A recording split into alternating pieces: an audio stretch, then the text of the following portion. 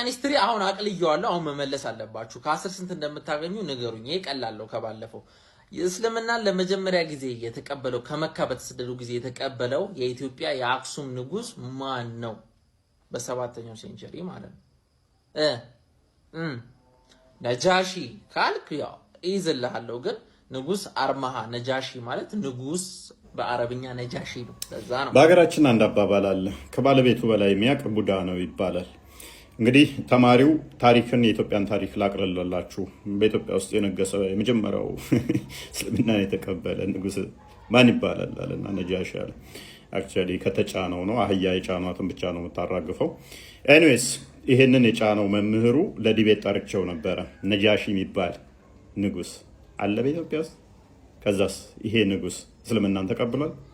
እንወያይ ብየው መጽሐፍ ጻፍኩ። የታሪክ ሊቅ ነኝ ያለው ኡስታዝ በነጃሺ ጉዳይ ጠይቁኝ፣ ወሬም ማውራት አልፈልግም። ይኸው በራሳቸው ሚዲያ ነጃሺ ሰልሟል አልሰለም የሚለውን ተውኩትና ነጃሽ መጀመሪያ አሁን ዛሬ ላይ ያሉት ኦርቶዶክስ ቨርዥን ክርስቲያን ነበሩ። አሁን ስለ ሰልሟል ሰምቶ ኦርቶዶክስ ክርስቲያን። መልካም እንግዲህ እንደሰማችሁት ነው። በነጃሺ ጉዳይ ላይ ነጃሺ የሚባል ንጉስ እስልምናን ተቀበለ የሚለው ትርክት ሐሰት መሆኑ የገባው ይመስለኛል ኡስታዙና የታሪክ ተመራማሪው ነኝ ባዩ ማለት ነው። ምክንያቱም ለውይይት ተጠራሁት በኋላ ላይ ነጃሺ ሰልሟል አልሰለመም እዛ ውስጥ ክርክር ውስጥ መግባት እንደማይፈልግ ተናግሯል ማለት ነው። ተማሪዎቹ ግን እንግዲህ መግቢያው ላይ እንዳያችሁት የጫኗቸውን አንድ መጽሐፍት እንኳን በዚህ ጉዳይ ላይ ሳያነቡ እንዲሁ ከጎግል የቀራረሟትን ሰሚ ሰሟትን እዛው ሲቦተረፉ ታገኟቸዋላችሁ። አሁንም ኡስታዙንና የታሪክ ተመራማሪውን ለውይይት ድጋሚ ጠራዋለሁ። አንተ መለስ አድርጌዋለሁ ብለሃል አይደለ? እንግዲያውስ አሁንም ደግሞ እስልምና ከመሐመድ በፊት ነበረን? ደግሜያውንም ጥሪ ያቀርብልሃለሁ። ነጃሺን ከሸሸ ነጃሺ እስልምና ነጃሺ የሚባል ንጉስ የተቀበለ እንደሌለ ካመንክና ተተግባባን እንተላለፋለን። ውይይት አያስፈልግም። ምክንያቱም አንተ ባልከው መሰረት ነጃሺ ሰልሟል አልሰለመም አልከራከርም ስላልክ፣ ምክንያቱም እንደማዋጣ ገብተዋል ማለት ነው። አሁን ደግሞ አንተው ባነሳኸው ላይ እስልምና ከመሐመድ በፊት ነበረን ኢትዮጵያ ላለ ብለሃልና አሁንም መወየት እንችላለን። የነጃሺ ጉዳይ ለአንዴና ለመጨረሻ ጊዜ ከአንተ ጋር ባለው ሁኔታ ሊዘጋ ነው ማለት ነው ፋይላችን። ኤኒታይም ነጃሺ እስልምናን የተቀበለ ንጉስ ኢትዮጵያዊ አለ የምትል ከሆነ ዝግጁ ነኝ።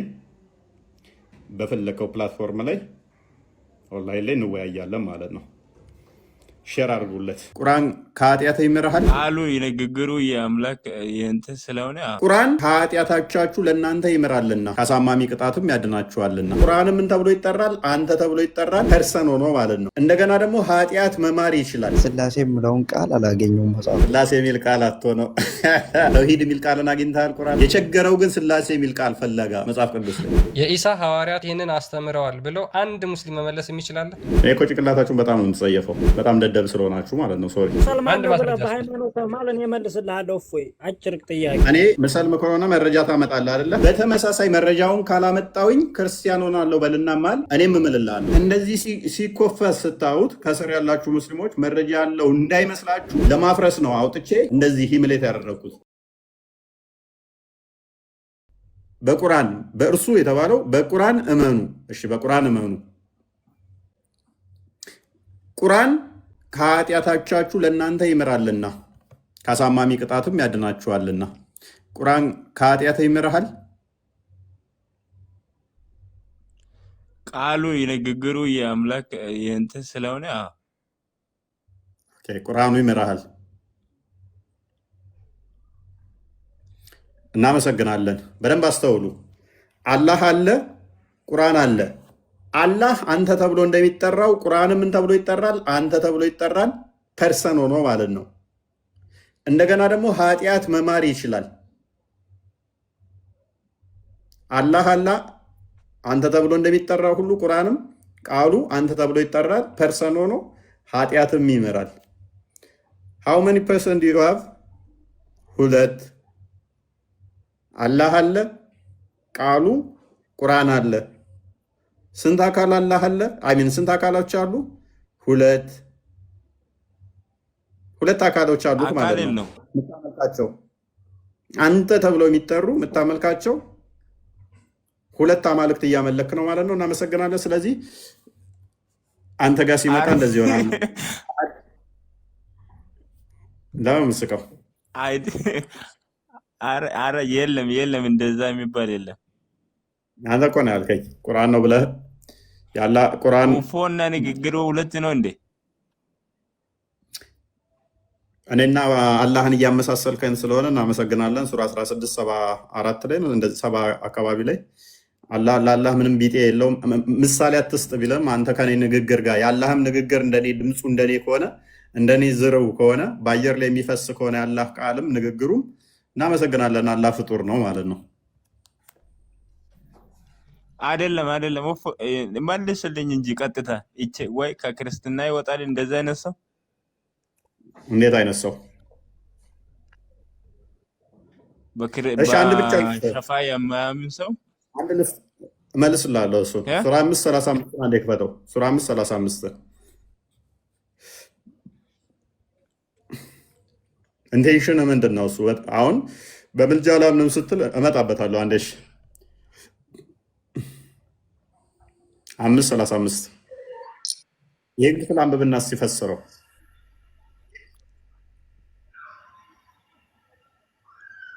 ነጃት አንድ የሚታርጊ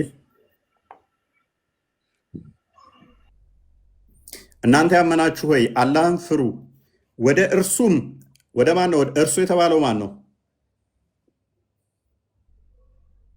እርሱ ነው። እሱ ነው። ማን ነው እርሱ? እናንተ ያመናችሁ አላህን ፍሩ፣ ወደ እርሱም መቃረቢያን ፈልጉ ይላል። እርሱ የተባለው ማን ነው? እርሱ የተባለው ማን ነው? እሱ ራሱ ነው።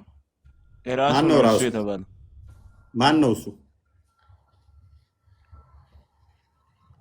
ራሱ አላህ ነው የምለው።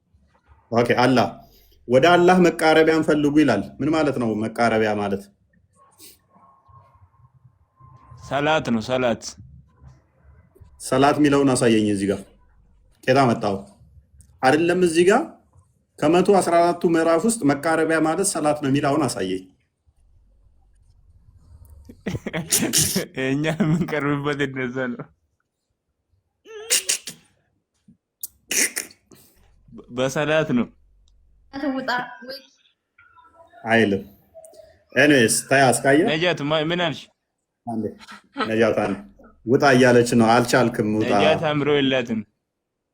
እሺ ነጃ ቀጥይ። እሺ አንቺ ያላ መቃረቢያ ምንድነው ብለሽ ነው የምታምኘው? የኔን ጥያቄ ትመልስልኝ መጀመሪያ። ያላ መቃረቢያ ምንድነው ብለሽ ነው የምታምኘው? ሙሐመድ ያማልደኛል ጥያቄን ትመልስልኛለህ ወይ እያልኩ ነው። ተጠይቂያለሽ። ሙሐመድ ሸፋ ይሆንሻል? አዎ። ጥቁሩ ድንጋይ ሸፋ ይሆንሻል? አዎ። የቂያም ቀን ነው የማወራውን አዳምጠኝ መጀመሪያ። አንድ ጥያቄ ጠይቀኸኛል፣ ልመልስልህ። ሸፋ የሚሆኑሽን እሺ፣ ከሌ እንደዚህ ሸፋ ይሆኑኛል። እሺ ሸፋ የሚሆኑሽን እነኚህ ሸፋ ይሆኑኛል በይና ቀጥይ። እሺ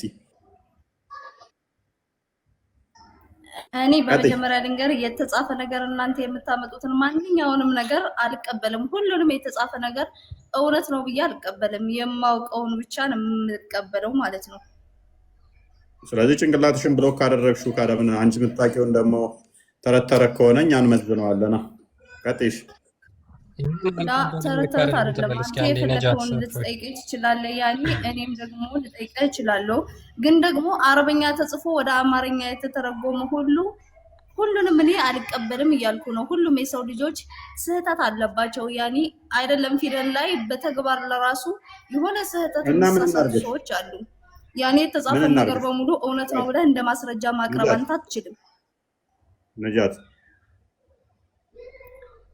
ስህተት አለ ካልሽ እኮ የራስሽን ይዘሽ መቅረብ መልስልህ። ደግሞ አዎ ረሱል ሰለላሁ ዐለይሂ ወሰለም አማላጃችን ናቸው።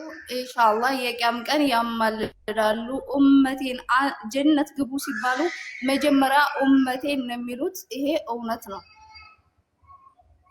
ምኑ ጋር ነው የምለው? ነጃት ምኑ ጋር ነው እንደዛ የምለው?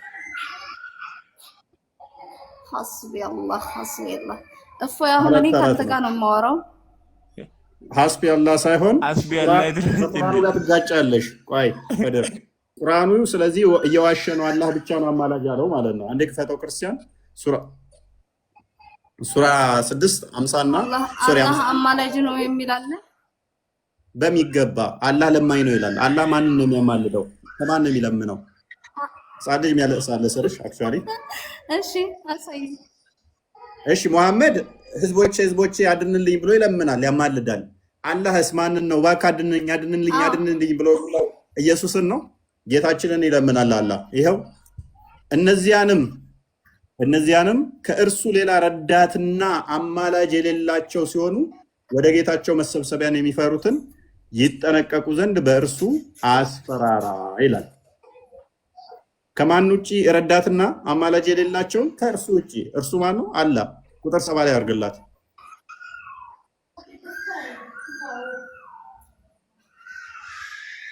ድምፅ በጣም አለ። አንድ ደቂቃ ባልኝ ያለቅሳሉ። ኦኬ እንደዚህ ይላል። እነዚያንም ሃይማኖታቸውን ጨዋታና ላጋጣ አድርገው የያዙትን ቅርቢቱም ሕይወት ያታለለቻቸው ተዋቸው፣ ወጣች። በእርሱም በቁርአን ነፍስ በሰራችው ስራ አትጠየቅ እንዳትጠፋ አስታውስ። ለእርሷ ካላህ ሌላ ረዳትና አማላጅ የላትም። ካላህ ሌላ ምን የለም? ከድር ረዳትና አማላጅ። አንተ አሁን ቁርአኑ እንዳይጋጭብህ ነው አዲሱን አልቀበልም ብለሽ የመጠጥከው። ቁርአኑ አላህ ብቻ ነው የሚጋጭ ነገር እንዴት ተቀበል? ስለዚህ ባንች ኦፍ መረጃን ትክዳለህ ማለት ነው። ነብይ ተናገረ ተብሎ በቡሃሪ በሙስሊም በአቡዳውድ በአናሳይ የተለያዩ ኪታቦች ላይ ያሉት እንዳለ ውድቅ ይሆናሉ። እናመሰግናለን። ኤኒዌይስ ቅድም ባመጣሁልህ ላይ ቁርአን ላይ ሱራ 35 አልታዘዙም፣ እንድጻፉ ተብሎ አልታዘዙም። ለዛ ነው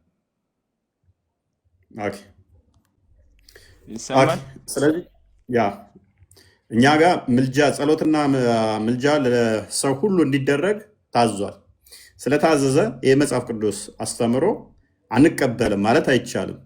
ክርስቶስ ሲናገር ብትወዱኝስ ቃሌን ጠብቁ ብሏል። ክርስቶስን እወዳለሁ የሚል ካለ እሱ የሰጠውን አስተምሮ በሙላት መቀበል ግዴታ ነው። ስለዚህ ይሄ ፓርቶችን ነጥዬ አልቀበልም፣ እንደዚህ ያልካቸውን አልቀበልም ማለት አይቻልም። ስለዚህ ጸሎትና ምልጃ ለሁሉም እንዲደረግ ታዟል።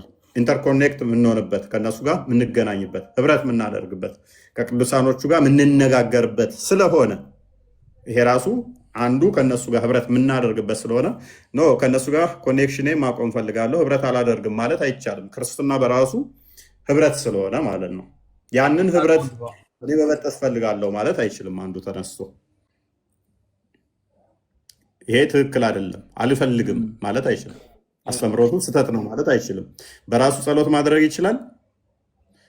አማልዱኝ ብሎ ሳይል መጸለይ ይችላል። ነገር ግን ስህተት ነው አያስፈልግም ብሎ ማለት ግን አይችልም።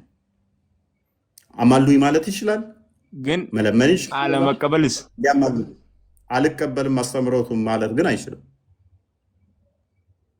ምክንያቱም ትእዛዙ ከላይ ስለሆነ በራሱ ይችላል፣ መጸለይ ይችላል። አልቀበልም ማለት አይችልም።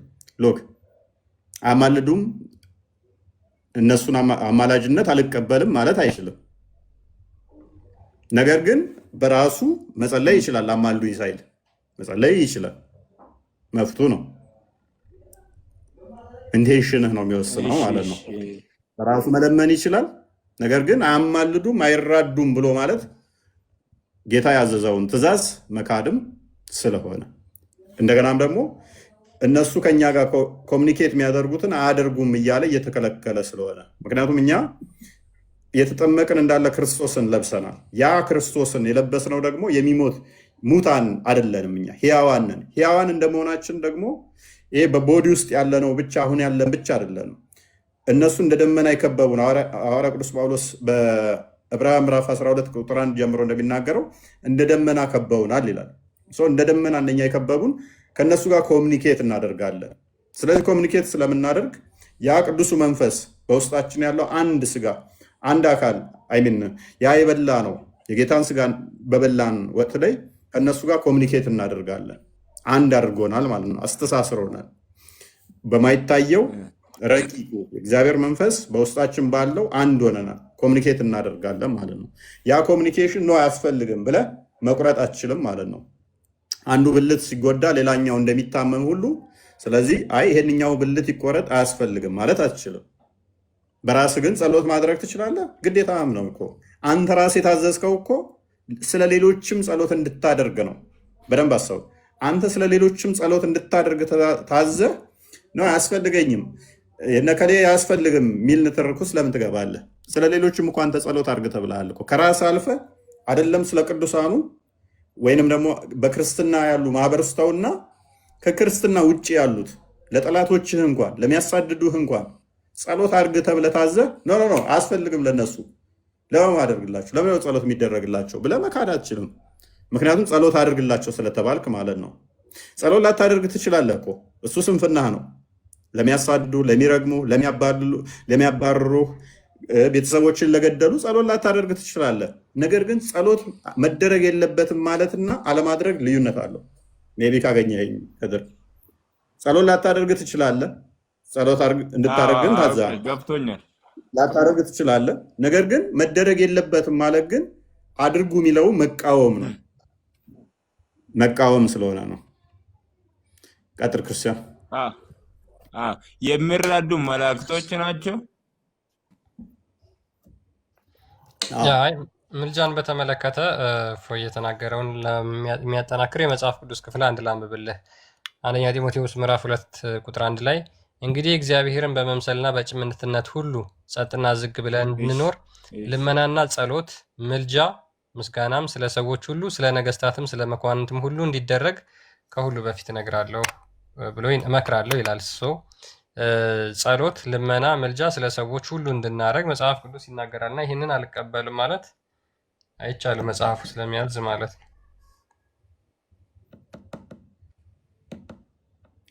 ያ ወደ ቶፒኩ መልሰውና ምን ላይ ነበር ጣፋኝ? ያ ስለ ትንሣኤ ነበር እያወራን የነበረው። ሜቢ እስኪ ሐዋርያቶች እኛ ክርስቶስ ኢየሱስ ከሙታን ተነስተዋል ብለው ሰብከዋል።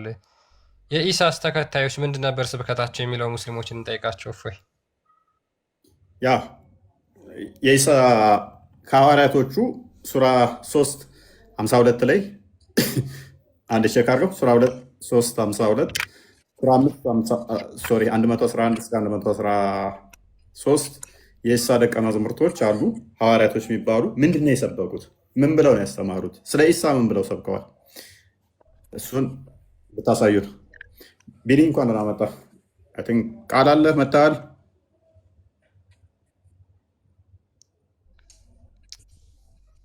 እሺ ቢኒና ቃል ካላችሁ ሰላም ማለት ትችላላችሁ። አለበለዚያ ማሜ እና መሐመድ ገብተዋል። እንዴት ናችሁ? እንኳን አደረሳችሁ። ሰላም እንዴት ነው? ፒስ ነው? በዓል ምናምን ቆንጆ ነው? ሰላም ብያለሁ። ቦቅ ነው። ኦኬ ቀጥሉ። ይሰማል? ይሰማል። ማሜ እንኳን ደህና መጣህ። ኦኬ ማሜ ሳይሆን ስሜ መሐመድ ነው። ኦኬ እሺ ምንድን ነው ያልኩት? ረሳሁ። የኢሳ ሐዋርያቶች አሉ አይደለ? አይ ብራዘር፣ እኔ ጥያቄ ለመጠየቅ ነው የመጣሁት እና ለጥያቄ ዝግጁ ነህ? ትመልሳለህ? ጠይቃለሁ። አሁን እኔን መልስን ነው። ኦኬ እኔ መጽሐፍ ቅዱስን አነባለሁ እና ስላሴ የምለውን ቃል አላገኘውም መጽሐፍ ቅዱስ። ሰላም ነው መሐመድ። ፎይ የጠየቀህን ሰምተኸዋል? በእናንተ ኢሳ ተከታዮች ነበሩት እንዴ? አንዴ ብራዘር ምን ሆነ ነው ጥያቄ ልጠይቅ። አንዴ በጣም ከቶፒኩ ሽፍት ስላደረግን መሐመድ አንዴ እኔ ኮንትሮል አድርገው እዚህ ጋር ነው። ስላሴ የሚል ቃል አቶ ነው። ተውሂድን አግኝተሃል? ግን ተውሂድ የሚል ቃልን አግኝተሃል? ቁርአን ላይ ችግር የለውም። ችግር የለውም። ተውሂድ የሚል ቃል ቁርአን ውስጥ የለም። ችግር የለውም። የቸገረው ግን ስላሴ የሚል ቃል ፈለጋ ነው መጽሐፍ ቅዱስ ላይ። ተውሂድ የሚለው ቃል እምነቱ እሱ የተመሰረተበት ግን ቁርአን ውስጥ የለም። ችግር የለውም። ተውሂድን በሶስት ከፍሎ ያምናል። ተውሂድ አልአስማኡ ወሲፋት፣ ተውሂድ አልሩቡቢያ፣ ተውሂድ አልኡሉሂያ ብሎ ያምናል። እንኳን ከቁርአን ከሐዲስ ሊሰጠን አይችልም። ግን ችግር የለውም። ግን ያምናል። በዚህ ግዴታ ነው ማመን ብሎ ያምናል። አይ ጭንቅላት ኤንኤስ ቶፒኩ ላይ ግባው ብራዘር ያ የማያዋጣ ጥያቄ ነው። ጥያቄን ተረዳ። ምን ሆነ ነው ጠይቃለህ? ችግር የለውም። አሁን ቶፒኩ ላይ ግባ። ያ እሺ ሙሐመድ፣ አጠር ያለ እና ቀጠን ያለ ጥያቄ ነው የጠየቅኩ። ያን ያህል የሚከብድ አይመስለኝም። ኢሳ ተከታዮች አሉት ብለህ ታምናለህ? ሙሐመድ ወይም ማሜ አለ? ማሜ አንድ ቁጥር እየጻፍክ ነበር ደጋግመህ። ስትገቡ ቁስ ምን ትላላችሁ? ኮሜንት ላይ ደግሞ አንዳንድ ቁጥር በጣም ነው የምጽፉት። እስኪ ቆጥር ድረስ እስኪ መልሱ ይህን ጥያቄ። የኢሳ ሐዋርያቶች ትምህርት ምንድን ነው ያስተማሩት? ሙሐመድ አይደለም እንዴ? ጥያቄ በጥያቄ አለ እንዴ? እኔ ጥያቄ ነው የምጠየቅ? ጥያቄ በጥያቄ አይደለም። መጀመሪያ ጥያቄያችን ይሄ ስለነበር ነው። ጥያቄ በጥያቄ የሚባለው እኮ እኛ ጠይቀንህ አንተ ስትጠይቀን ነው እሱ ጥያቄ በጥያቄ የሚባለው። ነገር ግን መጀመሪያ እኛ ጥያቄያችን ይሄ ነበረ። መመለስ ትችላለህ ሙሐመድ? ምንም አሁን መጨቃጨቅ አያስፈልግም። እዚህ ግን መመለስ ትችላለህ? አችልም ጭቅጭቅ ምናምን ነው። እኔ ጥያቄን በቃ ሚዩት አድርግ። አሁን በዚህ ሰዓት በሌሊቱ 6 ሰዓት ላይ ከአንተ ጋር ማን ነው ያነሳ? አላህ አለኝ አላህ አለኝ አለ። ኧረ ሚዩት አታድርጉ። በጠይቀው ትመልሳለህ ሙሐመድ? ውልቅ አሉ። አንዳችሁ አትመልሱ። አንድ ሙስሊም እኔ አይ ወንደር ይሄንን የሚመልስ ካለ አንድ ሙስሊም ይሄንን መመለስ የሚችል የኢሳ ሐዋርያቶች ይሄንን አስተምረዋል ብለው አንድ ሙስሊም መመለስ የሚችል አለ?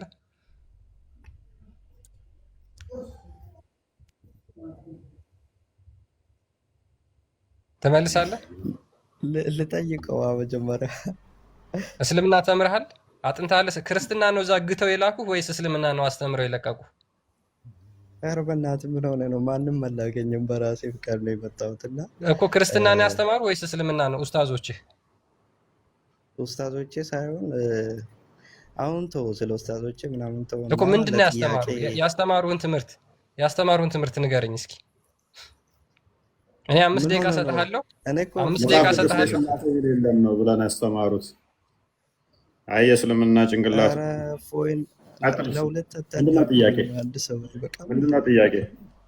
ምንድነው ጥያቄ? እንግዲህ መጀመሪያ ጠይቄ ነበረ። ያው ስላሴ እንዴት ነው የተረዳችሁት ለማለት ያክል። መልካም ኦኬ። ሽሚታርክ ስላሴን እንዴት ነው የተረዳችሁት? መልካም ስላሴን እኛ የተረዳ ነው። ስላሴ የሚል አስተምሮ ምንድን ነው እሱ የሚለውን የክርስቲያኑ አረዳድ ምንድን ነው?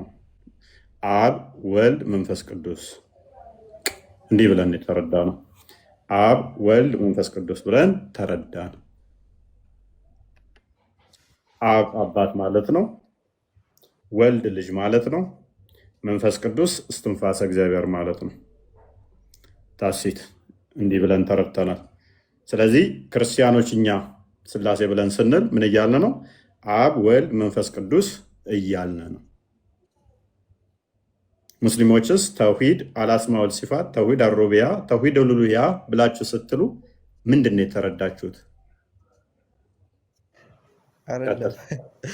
አንተ ወደ ተውሂድ ለመጣ በቃ አብ ወልድ መንፈስ ቅዱስ ማለት ነው እንዴ? ስላሴ አይደለም።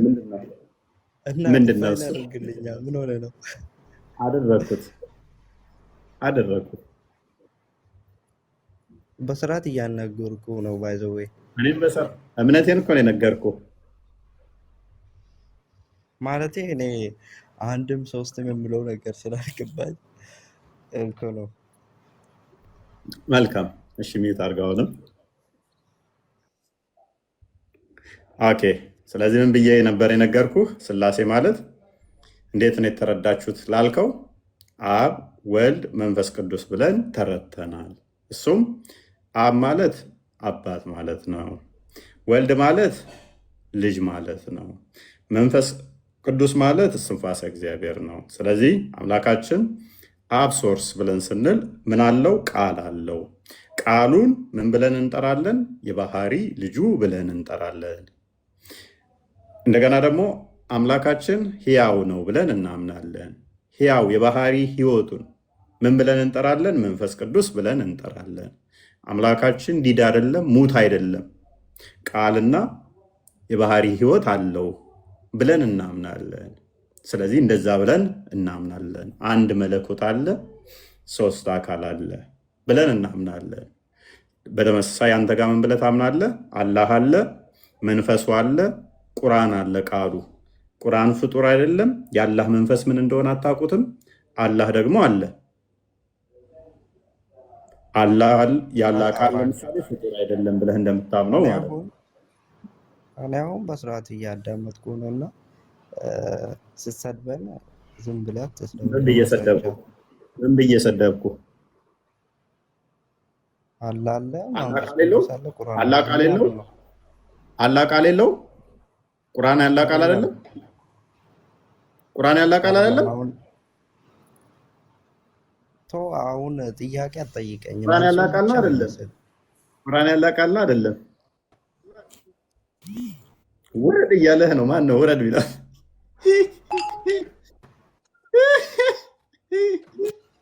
እነዚህ ሰዎች እኮ እያበዱ ነው። እፎይ በቃ የሚያምኑትን ነገር ራሱ ከአንተ አፍ ሲወጣ ስድብ እየመሰላቸው እኮ ነው። ቁርአን ያላህ ቃል ነው ማለት ስድብ ነው ሆነ ደግሞ ይሰማል ድምፄ? ኔትወርክ ተሰራ። መሐመድ ይሰማል ድምፄ? መሐመድዬ አንድ ጥያቄ አሁን ስጠይቅ እኔም ግራ አለኝና የኔም ጥያቄ ስለሆነብኝ ነው። አንድም ሶስትም እንዴት ነው የተረዳችሁት ብለሃል። አላህ አንድ ነው ትላላችሁ። አንድን ደግሞ ተውሂድ ደግሞ ማለት አላህን አንድ ማድረግ ዩኒፊኬሽን ኦፍ ዋንነስ ነው እና አንድ የሆነን አካል እንዴት ነው አንድ የምታደርገው? ይህንንስ እንዴት ተረዳችሁት? ይህስ እንዴት ገባህ አንተ? አንድ ነገር አንድ ከሆነ እንዴት ነው ወደ አንድ የምታመጣው? ወደ አንድ ማድረግ የሚል ትምህርት የምትሰጠው? ይቅርታ፣ ይህን እንዴት የገባህ አንተ? ላውራ አስረዳኝ እስኪ። ያው አውራ፣ ይህንን አስረዳኝ ነው አይደለም። እኔ ጥያቄ ለመጠየቅ ነበር የመጣሁት። ያው በቂ መልስም አላገኘውም። እንግዲህ መቼም መታሰዱ ባይዘወይ ምንድን ነው ግን የምታወራው? ምንድን ነው የምታወራው? የጠየቅኩ ምንድን ነው? አንድ አላህ አንድ ነው ብለህ ወዴት ነው አንድ የምታደርገው? እንደገና ደግሞ አላህን አንድ ማድረግ የሚል ትምህርት እንዴት ነው የምትማረው? አንድ ከሆነ ለምንድን ነው አንድ የምታደርገው? ወዴት ነው? ምን አይነት ሎጂክ ነው? አንተ አንድ ብቻህን ሆነ እንዴት ነው አንተን ደግሞ እንደገና አንድ የሚያደርጉ? ጨፍልቀው ነው? እንዴት ነው? አልገባኝም። ቆርጠው ነው? አካፍለው ነው? ቀንሰው ነው? አስረዳኝ እስኪ። እሱን ኡስታዞቹ ያስረዱሃል ብራዘር። እና ጥያቄ በቃ ምንም ስለ እስልምና የምታውቁት ነገር የለም። እድሜ ልካችሁን ክርስትናን ይግቷቸዋል። ጥያቄ ያላችሁ ክርስትና ላይ ነው። ስለ እስልምናችሁ ውስጥ ጠየቁ፣ ግን ኡስታዝ ያውቃል። አያችሁ፣ ሙስሊሞችን አትፍረዱባቸው። እስልምናን ምንድነው የሚያስተምሯቸው? ምንድነው ክርስትናን አብክተው ጭንቅላታቸው ውስጥ ይግቷቸዋል። ስለ እስልምና ብጠይቋቸውስ ኡስታዝ ያውቃል፣ እኛ አናውቅም። ስለ ክርስትና በአንድ ደቂቃ 1000 ጥያቄ መጠየቅ ይችላል። ስለ እስልምና ግን አንድ ጥያቄ ጠይቀው 1 ደቂቃ ማውራት አይችልም። ይሄ ሙስሊም ስለ አላህ ጠይቀህ ታውቃለህ? መሐመድ ወይ አውቃለህ ወይ አላውቅም? መሐመድ እኔ በጣም የሚያስቀኝ እኮ አሁን አንተም ፖለቲካ ልትሰበት ሞክራለህ። ኦኬ ኦነስት ልሆንና ጭንቅላትህን ለ1500 ሰው ቻሌንጅ አድርጌ ላሳያቸው። አይ ወንደር የመለስኩልህን በትክክል ከመለስክ፣ መልስ የሰጠሁህን በትክክል ራሱ ከመለስክ የፈለግከውን ጥያቄ አሁንም ደግሜ እቀበላለሁ። እስከፈለግከው እንዴት ነው ያስረዳው? እስኪ ስላሴን እኔ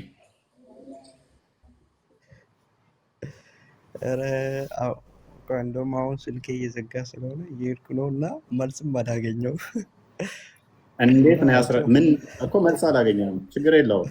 ምን ብዬ ነው የመለስኩልህ? መልሱን እኮ አንድ ሰው አላገኘውም ለማለት የመለስኩልህን እንዲህ ብለሃል ስህተት ነው ለማለት እኔ 20 ጥያቄ ሁሉ ጠይቀኝ። ከዛ በኋላ እዚሁ ቁጭ ብለህ ችግር የለብኝም። ደግሞ ለእናንተ ጥያቄ ኤኒዌይስ፣ ግን እስቲ እኔ የመለስኩትን አድሬስ አድርገው እስቲ እንዲህ ብለህ ነው የመለስከው በልና አትመልስ። እኔ እኮ ጭንቅላታችሁን በጣም ነው የምትጸየፈው። በጣም ደደብ ስለሆናችሁ ማለት ነው። ሶሪ ምንም አታውቁ ስለሆናችሁ እንደሚያውቅ አክት ስለምታደርጉ ታስቁኛላችሁ።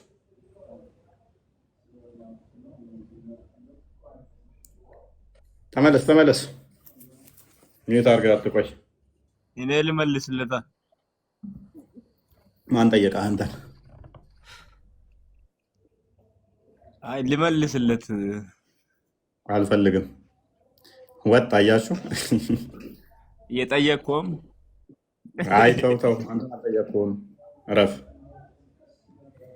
ኤኒዌይስ እና ሙስሊሞች ምንድነው እሱ ኦልዌይስ ጥያቄ ይጠይቃሉ። ምላሽ ከተሰጣቸው በኋላ ያላቸው አማራጭ ልክ እነሱ ዘዋት የሚመጡት አርጉመንት አለች። እነሱ ዘዋት የሚመጧት እንደዛ እንድንመልስላቸው ይፈልጋሉ። ከዛ ለመጨቃጨቅ አይ ቲንክ ይሄ ነገር መቀራት ያለበት አይመስላችሁም? ክርስቲያን የእናንተን አካሄድ በልተነዋል። አሁን አመጣጣችሁን በልተነዋል። በዛም ማነሰም 3 ዓመት ቲክቶክ ላይ ቆየውኝ። 2 ዓመት አክቲቭሊ ቆየው ማለት ነው። ስለዚህ አካሄዳችሁን አውቀዋለሁ። እንዴት መመለስ እንዳለብኝም አውቀዋለሁ። የእናንተን አመጣጥ እንዴት አስቀድሜ ሳይኮሎጂካሊ አፈርሰዋለሁ። የእናንተን ጥያቄ ኢንቴንሽናችሁን ጭምር ማለት ነው። ስለዚህ እንደምትጠብቁት እንደዚህ ይመልሳል እንደዚህ ብለን እንጠይቀዋለን ብላችሁ ስትመጡ ያንን ኤክስፔክቴሽናችሁን ዜሮን ከተዋለን አስቀድመን። እንደዚህ ብሎ ይመልሳል ከዛ እንዲህ ብዬ እከራከረዋለሁ ብላችሁ እዛችሁ ትመጣላችሁ። ያንን አታገኙም እኔ ጋር ስትመጡ። ከዛ ደግራ ይገባቸዋል። እና ኦነስቱ ነው። በስርዓት መልስ ለማዳመጥ ሞክሩ። መልሱን ብቻ ሳይሆን የምንሰጣችሁ የተጫናችሁትንም አይዲዮሎጂ ሰብሬ ነው መልስ የምሰጣችሁ። ሁለቱ ነው። አይዲዮሎጂውንም አፈርሰዋለሁ ማለት ነው። ከዛ ያላችሁ አማራጭ አልተመለሰልኝም ብቻ ብለህ ራስን እንድሸውድ አደርግሃለሁ። እንደዛ ነው። ቀጥል ክርስቲያን። ይብቃ ነው ወይንስ ቀጥል?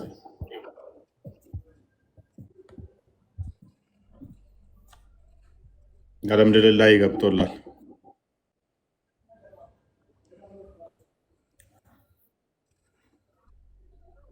ክርስቲያን አለ አይሰማም? ኦኬ እሺ፣ እያወራሁ ነበረ። አልሐምዱሊላህ ይሰማሃል? አይሰማኝም። ሰላም ነው። እንኳን ደህና መጣ። አልሐምዱሊላህ አለን። የኢሳ ተከታዮች ምንድን ነበር ያስተማሩት ትምህርት? ስለምን አስተምረዋል? በውሸት ዝም ብለህ አትስበክብኝ። እየሰማሁት ነበር። እፎይ ማለት የያዘው የእናንተን ጥያቄ ነው። እኔማ አፈልሰዋለሁ። ወዴት ነው የምታፈልሰው? እስቲ አፍልሰውን። የኢሳን አስተማሪዎች የኢሳን ደቀ መዝሙር ሐዋርያቶቹን ንገረን እስቲ እና አፍልሰው። ዝም ብለህ ትሰብካለህ። የሚቀበልህ አንድ የለም።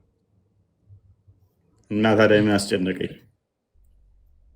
ያው አንተ ራስህ ቁጭ ብለህ እየተሰበክ እኔስ ምን አስጨነቀኝ? 24 ሰዓት ብትሰብክ ጨንቆህ እኮ ነው። አልሐምዱሊላህ ጨንቆህ እኮ ገባሁ። ዳኔ አይጨንቀኝም። የኢሳ ረዳቶች ወይም ሐዋርያቶቹ እነማን ናቸው? አዳምጥ። ሐዋርያቶቹ እነማን ናቸው? አንተ አዳምጠኝ መጀመሪያ እንጂ።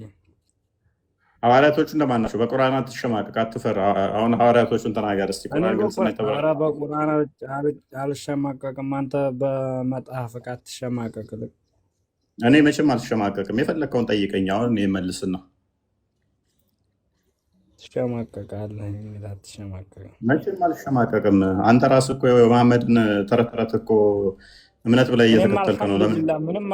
እኔም አልሐምዱሊላህ ምንም አልሸማቀቅም እኮ እንደ አንተ ሳትሸማቀቅ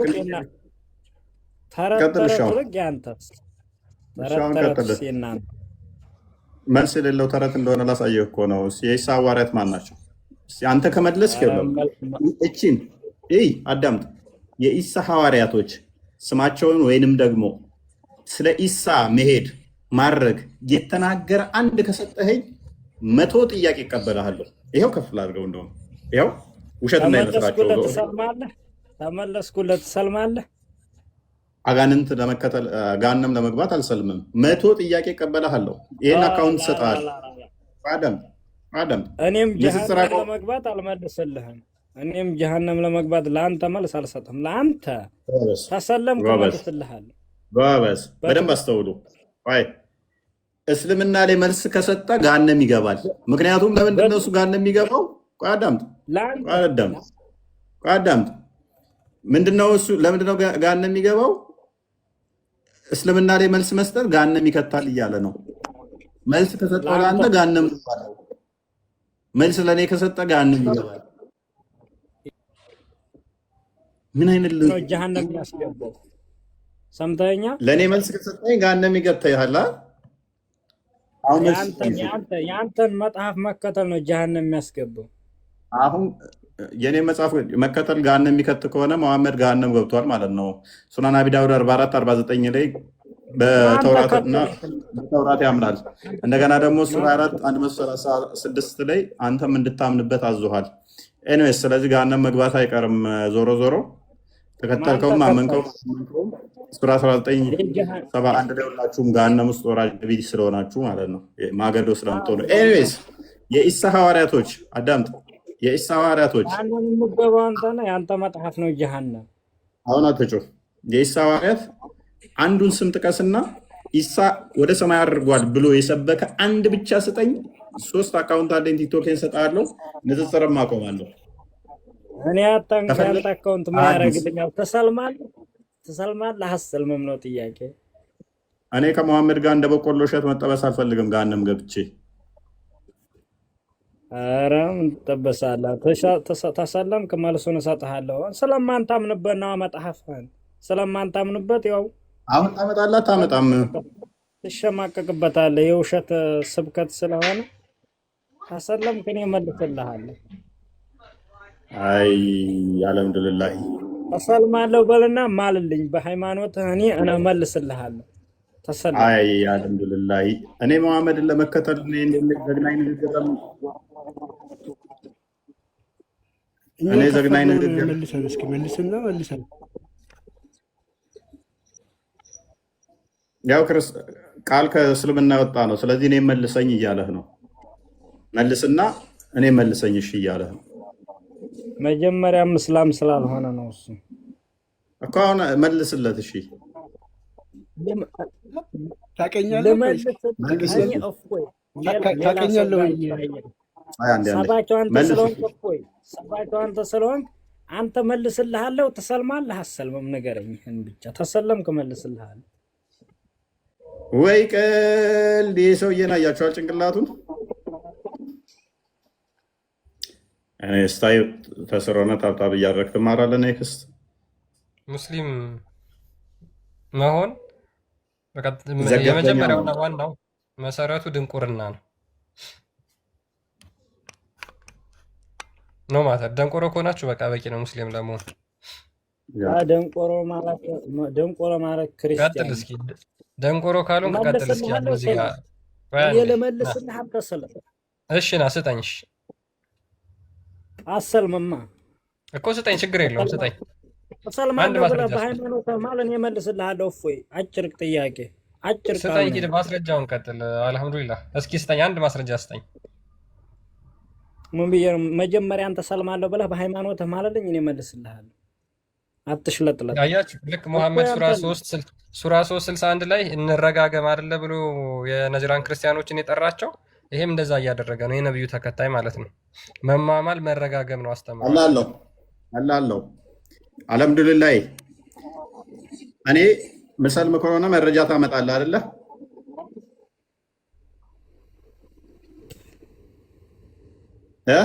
ና እንዴት እንደምለጥፍ ላሳየህ። በተመሳሳይ መረጃውን ካላመጣውኝ ክርስቲያን ሆናለሁ በልና ማል እኔም እምልልሃለሁ።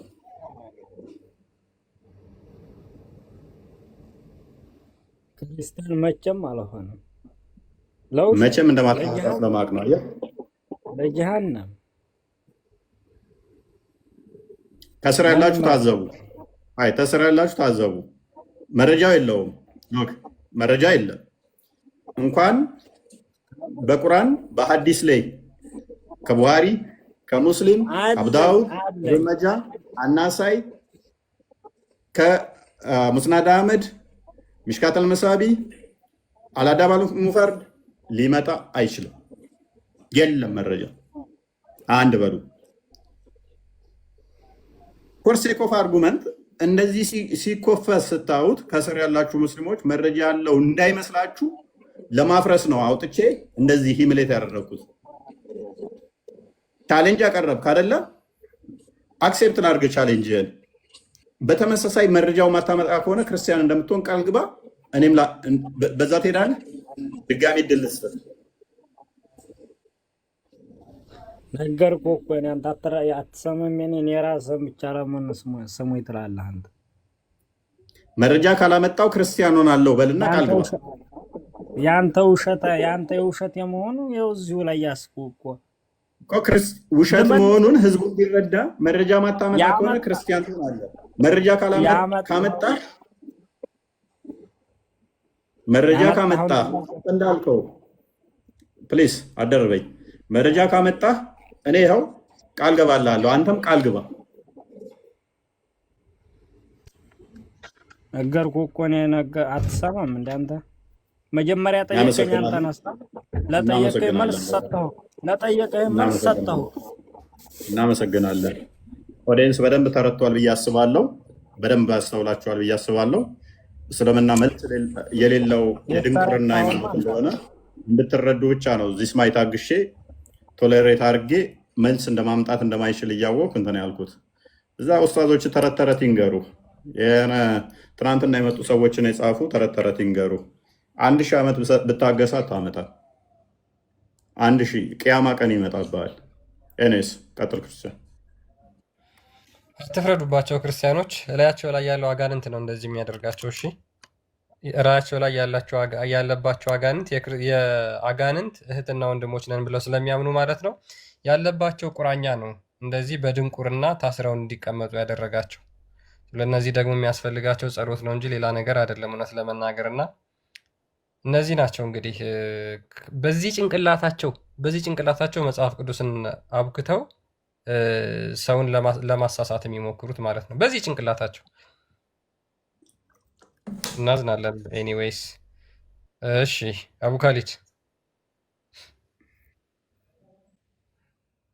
አቡካሊድ አለ። ሰላም ነው አቡካሊድ ይሰማል? ይሰማል። ሰላም አቡካሊድ እንዴት ነው? አንዴ ክርስቲያን ለኔ አቡካሊድ ይሰማል? እንኳን ደህና መጣ።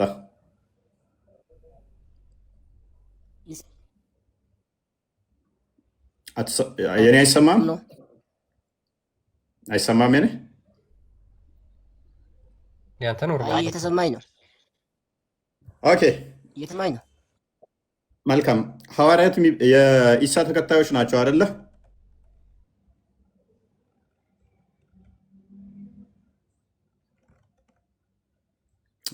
ኔትወርክ ጥሩ አይደለም። አቡካሊድ ድምፅህ ይቆራረጣል።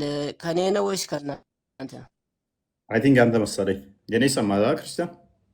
ያንተ ይሰማል። አቡካሊድ ያንተ ጥሩ አይደለም። ይሰማሃል? አሁን የሚሰማ ከሆነ ቀጥል። ከፍ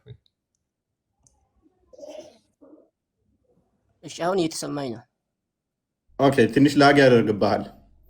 ኦኬ፣ ሐዋርያቶች የኢሳ ተከታይ ናቸው አይደለ?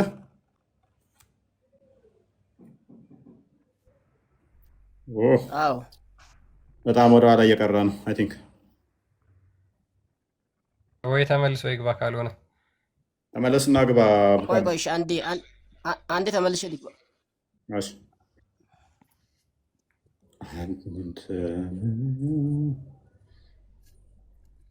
እህታችን ሳዳ አቡኪ ሳዳ አለሽ? ምንድነው ድምፅሽ? ኧረ ከፍ አድርጊው።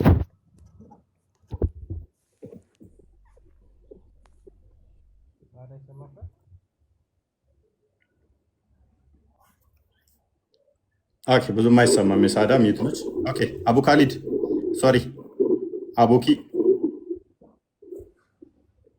ሙስሊም ነህ?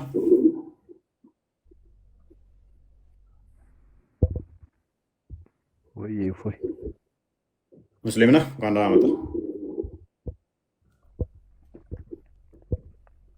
አይደለሁም። ኦኬ ግን በሆንም አሁን ባለሁበት እምነት ጠንካራ ስላልሆንኩ መማር ስለምፈልግ ነው አንተ ጋር የመጣሁት። የመጀመሪያ ጊዜ ነው። ኦኬ ከስር መማር ይቻላል። የማንኛው ድምፅ የሚደርበኝ? ክርስቲያን አንተ ነው?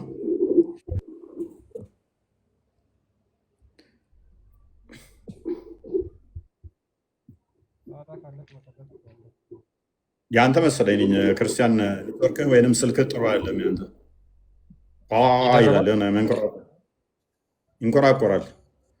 ኦኬ ጥያቄ በቃ ሳዳና ከድር ጥያቄ አላችሁ?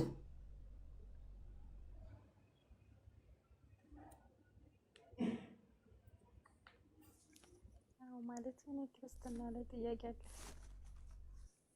ኦኬ ቀጥይ።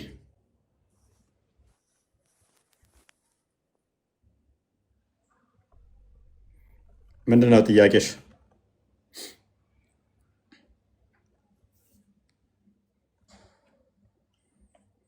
ሳዳ ሳዳ ሳዳ የሚባል ሳባ አለ እንዴ? ከሳባ ውስጥ ሳዳ ትባላለች? አላውቅም። የለችማ። መሐመድ ወንድ ሴት ሰሃቦች አሉት እንዴ? ሰሃቦች ወንዶች ብቻ ናቸው እንዴ? ከድር አይሻ ሳባ አይደል? ሚስቱ ምንድን ነው? ሚስቱ የሴት ሳባ አይደል? የሴት ሳባ አይባልም? የለም አለ። አማኝ ነው። የሴት አማኝ አለች። ማን አለች? እስኪ እሙ ሰላማ አለች። ብዙ አሉ። ሚስቱ ነች። እሙ ሰላማ ሚስቱ ነች። ካዲጃ ሚስቱ ነች። ነብይ ያደረገችው እንደውም ጭኗ ላይ አስቀምጣ ጭኗ ውስጥ ከታ። እሱ ታሪክ እናውቀዋለን አይደል? መጀመሪያ ሚስቱ ነች። ያ ነብይ የመጀመሪያ ያደረገችው እሷ እኮ ነች። ነብይ ትሆናለህ ነብይ ነህ ብላ እኮ ነብይ ያደረገችው እሷ ነች። ጓሪ ሶስት ያደረገችው ምን አድርግሳለ? ታዲያ እሱ የሆነ ተጨምቆ ሲመጣ በእድሜ እኮ በጣም ታላቁ ነው። ታውቃለህ? 15 ዓመት ትበልጠዋለች። 23 ዓመት 15 እኔ እስከማ 15 መሰለኝ። ኧረ 23 ነው እንግዲህ። ስለዚህ እንደ እናት ነው እኮ ትሪት ያደረገችው። ሄራ ዋሻ ውስጥ ተጨመቀና ሳያል ቡካሪ ቡክ 1 ሀዲስ ነምበር 3 ላይ ወይም ደግሞ ሳያል ቡካሪ 6982 ላይ ወይም ደግሞ ሳይ ሙስሊም 160 ኤ ላይ ታገኙታላችሁ ታሪኩን። ሄራ ዋሻ ውስጥ ሙሐመድ በየአመቱ እየሄደ ሴኩሌሽን እንትን ያደርግ ነበረ፣ ሚዲቴት ያደርጉ ነበረ። በአመት መጨረሻ ላይ እዛ ጣዖት የሚያመልኩ ቤተሰቦቹ አስቀድሞ ዋሻ ውስጥ የመሄድና የመቀመጥ ለአንድ ወር ያህል የመቀመጥ ልምድ ነበራቸው እና ሙሐመድም ከዕለታት አንድ ቀን ከከድጃ ጋር ምግቡን ይዞ ይሄዳል። ዋሻ ውስጥ ሄዶ ይቀመጣል። ማታ ላይ ይመጣል፣ ምግብ ይወስዳል፣ ዋሻ ውስጥ ይቀመጣል እና ከዕለታት አንድ ቀን ዋሻ ውስጥ በነበረበት ሰዓት ላይ ተኝቶ በነበረበት ሰዓት የሆነ አካል መጥቶ መንፈስ ጨመቀው። አረ ገደልከኝ፣ ገደልከኝ፣ ልቀቀኝ አለው። ከዛ አንብብ አለው። ኢቅራ ብስመ ረቢ ከለቀ ምንድን ነበር ቢለው አላህ ሰውን ከረጋ ደም በፈጠረ አንብብ አለው። ኧረ ማንበብ አልችልም አለ። ለቀቅ። ከዛ እንደገና አሁንም ደግሞ ለሁለተኛ ጊዜ ጨመቀው። ሊሞት ሲል እንደገና ለቀቀው። አላለም ምን አልጨመቀው? ጨምቀው አለ። ምን ቁራን ላለ አለ ቁራን ያ ጨምቆኛል ያለበት የለም እኮ። ቁርአኑማ እንደዛማ ከሆነ ከድር የመጀመሪያ ቁርአን የወረደው የትኛው ነው? እሺ መጀመሪያ ቁርአን ወረደ። በቃ ወረደ ነው። የትኛው ቁርአን? የትኛው ወረደ? የትኛው ኢቅራም ወረደ እንትንም ሱረቱን ንሳ የትኛውም ኦኬ። ስለዚህ ሐዲሳት የእንስሳ ማትቀበል ምዕራፍም መልካም። ሐዲስ ማትቀበል ከሆነ እሺ ቁርአን የት ሀገር ነው የወረደው? አንተ ደንቆሮ ሙስሊም ነህ ጂኒ ምናምን ትላለህ። ዋና መውረዱ ነው። ምን ያገባኝ ነው ቦታው። ጂኒ ትላለህ ወይ ደንቆረ ነው ወይ ያለች ነው። ሱረቱ ጂኒ እኮ አለ ሳዳ። ሱረቱ ጂኒ 72ኛው ምዕራፍ እኮ የጂኒዎች ምዕራፍ ይባላል። ሙሐመድ አላህን ሲጠራ ጂኒዎች ሮጠው ላዩ ላይ ከመሩ ነበር፣ ወደሱ ሊከመሩ ይመጡ ነበር ይላል ሱራ 72 19 ላይ ከቁጥር 1 እስከ 3 ደግሞ እነኛ ጂኒዎች የሚያምኑ ናቸው። ሱራ 17 64 ከ63 65 ደግሞ ከእናንተ ከልጆቻችሁ ጋርም ሊጋሩ ይችላሉ። ሱራ 18 52 ያ በመጀመሪያ የተጣለው አጋንንት ቀኝ ታፋው ላይ እና ግራ ታፋው ላይ ሁለት የተለያየ ብልት ያለው አጋንንት ይራባል። ከእናንተ ጋርም ደግሞ ተወንዶ የዘር ብልት ጋር እንትኑ ጋር ተጠምጥሞ ወሲብ ማድረግ እንደሚችል ልጅም እንደሚያስወልድ ሙፈሲሮቻችሁም ቁርአኑም ያምነዋል። እንደገናም ደግሞ ሳሂህ ቡኻሪ 450 ኤ ላይ ሙሐመድንም አጋንንቶች እኮ ይጋብዙት ነበር ጂኒዎች እና ሌሊቱን ሙሉ አብሯቸው አድሮ ነው የመጣው። ኤኒዌይስ ግን ከድር ምን ወረስ እንደሚከብድ ታውቃለህ? ቁርአን ብቻ እቀበላለሁ ካልክ ቁርአን ብቻ የምቀበለው ካልክ ቁርአን ማን የጻፈው? እሺ ማን የጻፈው? ቁርአንን እኔ ዋና መጽሐፉ ነው እሱ። እኔ ምን ያገባኝ እኮ የለም ማን እንደጻፈ የመልእክተኛ ቃል ነው። የመልእክተኛ ቃል ነው። ኦኬ የመልእክተኛው ቃል ከሆነ ቁርአን ስለዚህ ያላ ቃል አይደለም ማለት ነው። ሱራ 89 ቁጥር 22 ነው ወይስ ማናው ነው? ለፍዙ ማናውም የመልእክተኛው ነው። 89 21 አንድ ቼክ አድርግልኝ። አይ ቲንክ ኖ ታዲያ የአእምሮ ግማሽ ነሽ። ቆይ አንቺ ቆይ አዲስ እንደዛ ነው የምለው። ቆይ አንቺ ከኔ ጋር ምስክርነት እኩል አይደለሽም። ቆይ ቁርአኑም ይላል ሐዲሱ ብቻ ሳይሆን በቀራ ላይ 282 ላይ ይላል እኮ። ቆይ አንዴ የእኛው ሳይሆን ሱረቱ ሀቅ አንዴ ክፈትልኝ። ሱረቱ ሀቅ 38 ነው እንደዛ አካባቢ የእኛው ተወቀ ወይንም ደግሞ 81 ስንት ነው? ለሚቼክ ምን የሚለው ነው? 69ኛው ማለት ነው። 69ኛው ሱረቱ ሀቅ 69ኛው ያላ የመልእክተኛው ቃል ነው የሚለው እሱ ክብር የመልእክተኛው ቃል ነው። አንዴ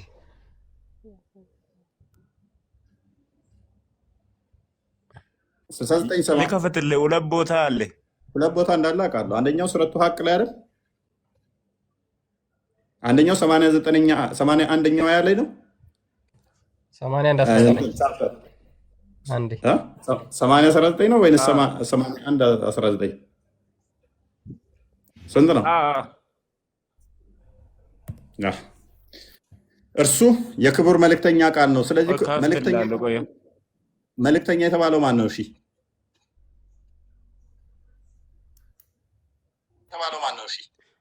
ጅብሪል ነው።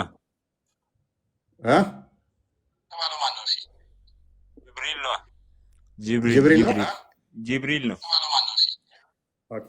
አይ ቲንክ ታዲያ ይደረባል።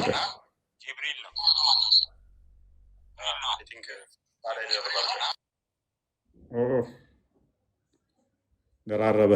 ኦኬ ስለዚህ ቁርአን የጅብሪል ቃል ነው ማለት ነው። እናመሰግናለን። ስለዚህ ሙስሊሞች የሚመሩት በጅብሪል ቃል ነው።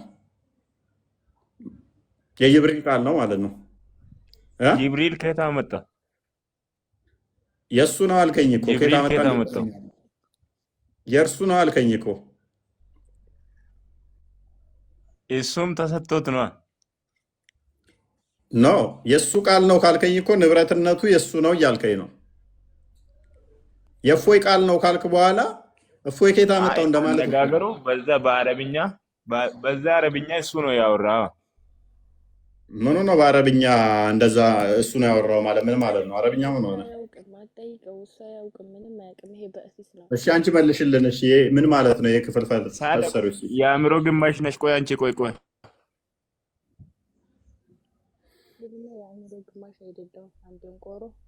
የአእምሮ ግማሽ ነች። ቆይ አንቺ ምስክርነት እኮ እኩል አይደለንም። ምን ሆነሻል? ታውቃለህ አንተ እንደንቆሮ እ አዎ በግ ቆይ አንቺ አእምሮ ግማሽ ስለሆንሽ እኩል አይደለንም። አዲስ እንደዛ ያረቀዋችሁ እንጂ እኮ የናውን አስረዳኝ። እሺ ኢናሁ ለቁሉ ረሱሊን ከሪም ምን ማለት ነው? ለምሳሌ ማለት ነው። እሺ የተከበረ የመልእክተኛ ቃል ነው ይላል እኮ። ማን የተከበረው መልእክተኛ? ይሰማል? መሐመድ መልእክተኛ ነው አይደለም? መልእክተኛ የተባለው ነብዩም መልእክተኛ መሐመድ ነው። መልእክተኛ ነው አይደለም? እሱም መልእክተኛ ነው። ሸይጣንም መልእክተኛ ነው። ቁርአን ስለዚህ መሐመድ ቃል ነው አይደለም? ጅብሪልም እኮ መልእክተኛ ነው የሚባለው። ያው መሐመድም መልእክተኛ ነው። መሐመድም መልእክተኛ እሱም መልእክተኛ ነው። ሁለቱም ተላኪ ናቸው። ስለዚህ የመሐመድ ቃል ነው ቁርአን። የመልእክተኛ ነው። የየትኛው መልእክተኛ እንደሆነ አላስቀምጥም። ስለዚህ እኔ የመሐመድ ነው ብያለሁ አይደለም ካልከኝ ማስረጃ አንጣ። ምን አይነቱ በእሲስ ነው? በቃ የነገሩህን ሁላ እየልክ ትቀበላለህ አይደል? ታዲያ ቀጥይ። የማን ነው ቃል? ቁርአን የማን የመልእክተኛ ቃል ነው ይላል። ማን ነው እሱ መልእክተኛው? ሳዳ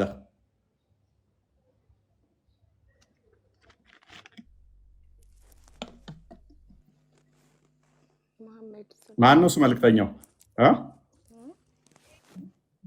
ማን ነው መልእክተኛው? ከድር አታውቅም ብለሽዋል። ከድር አታውቅም እንደ ይሶናል። አረ እሷ ምሮግም እኩል አይደለንም እኮ ምስክርነት ላይ እኩል አይደለንም። ለዛ ነው የግድ ሁለት ሆና መምጣት አለባት ነው። ሁለት ሆናችሁ ነው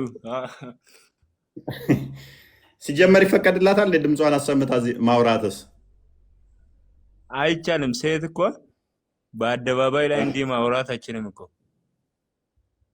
እና ሴቶቻችሁ ዝም ብላችሁ ለቃችሁ ነው ማለት ነው። በመጀመሪያ እችላለሁ። ማን ያለው ደግሞ ኡስታዞች ለቆ ነው። ኡስታዞቹ አሰልጥነው ለቀዋቸው ነው። እንዲያስተምሩ ምናምን እንዲያጭበረብሩ እንደዚህ ያኛው እንትን ያረከው የሆነ ሪፖስት ያረክለት የለም ጓደኛዬ እኮ ነው እሱ። የትኛው አንድ አይነት አቂዳ ነው የኛ እነሱ። ምን ሚለው ያ አዲስ አሁን ያመጣ ትምህርት የለም የሆነ በቃ አዲስንም አይቀበል የለም። አዲስ ማይቀበል እንትና ጀሊል አብዱል ጀሊል ነው የሚባለው። መኪና እስኮ ነው የሚሰራው። የትኛው ትግባባላችሁ?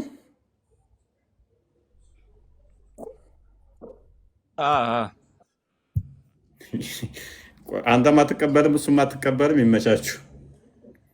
ሐዲስ አንፈልግም ግን አስቸጋሪ ነው ለእናንተ። መጨረሻ ላይ ቁርአን ግልጽና የተብራራው ነኝ ይላል። ባይዘይ ቁርአን እኮ አይፈቅድም ሐዲስ እንድትቀበሏል። ቁርአኑ ሌላ ሐዲስ ወይም ተፍሲር በዛም የሚል አለ በቁርአን ውስጥ።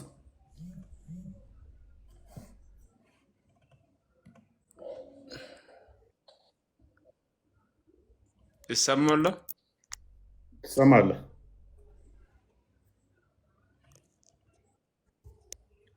ኔትወርክ ነው። ትሰማለህ? የኔ አይሰማም እንዴ? ይሰማ እንደዛ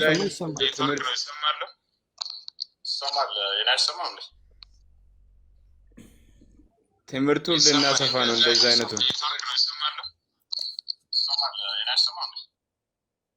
ሜት አድርግና ክፈተው።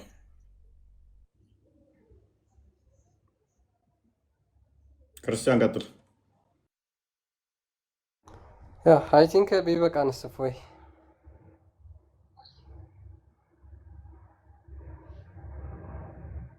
እፎይ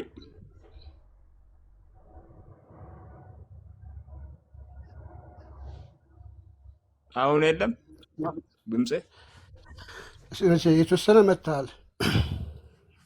ሐዲስ ካልተቀበልክ እኮ ከባድ ነው። ከቁርአን ጋር መጋጨት አይሆንብህም ራሱ? እንዴት? ለምን? ለምሳሌ ለምን? በምን ይጋጫል?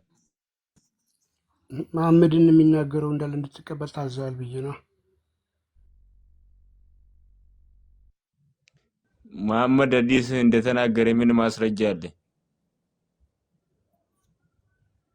እዛማ እንዴ ምን ማስረጃ አለክ? እ በሁለቱም በተመሳሳይ መንገድ በሰንሰለት ስለሆነ የመጡት ቁርአንም ሐዲስም የመጡበት መንገድ አንድ አይነት ነው። ዳኢፍ ቁርአን አለ፣ ሰሂህ ቁርአን አለ፣ ዳኢፍ ሐዲስ አለ፣ ሰሂህ ሐዲስ አለ። አንድ አይደለም። ቁርአን ደይፍ የለውም፣ ለምሳሌ ደካማ የለውም። ሐዲስ ደግሞ ሰው የፈለገውን ደካማ ያደርጋል፣ የፈለገውን ደግሞ ሰሂህ ያደርጋል። ስለዚህ ይጋጫል። አንድ ያስተምረው እሱም አለው ሐዲስ አለው። በጣም ቁርአን በጣም ብዙ አለው። ብዙ አይነት ቁርአን አለ። ከ10 በላይ ቁርአን አለ። ያ ደግሞ በሰንሰለት ነው የመጣው። ለምሳሌ ኢማም ሐፍስ፣ አሁን አንተ የኢማም ሐፍስ ነው የእሱ ሐዲስ ለዛውም ውሸታም ነው የሚለው አትቀበሉም፣ ቁርአኑን ትቀበላላችሁ። ልዩነት አለው ሰው። ስለዚህ እንዴት ትለየዋለህ? አሁን ለምሳሌ ሰላት ስገድ የተባለ ያለ ትሰግዳለህ። ለምን? ሰው ሲሰግድ ታይና ትሰግዳለህ።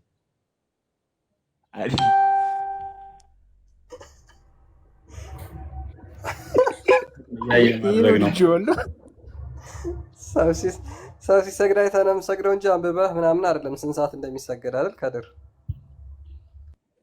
ሰዓትም አለ አልተናገረማ። በምመች ሰዓት ትሰግዳለህ። እንዴት ምን ብለህ መስገድ እንዳለብህ እንዴት ምን ብለህ አይ ሳዳ የምሩን እኮ ነው። ሳዳ እንዴት ወሲብ ማድረግ እንዳለባችሁ ተናግሮ ቁርአን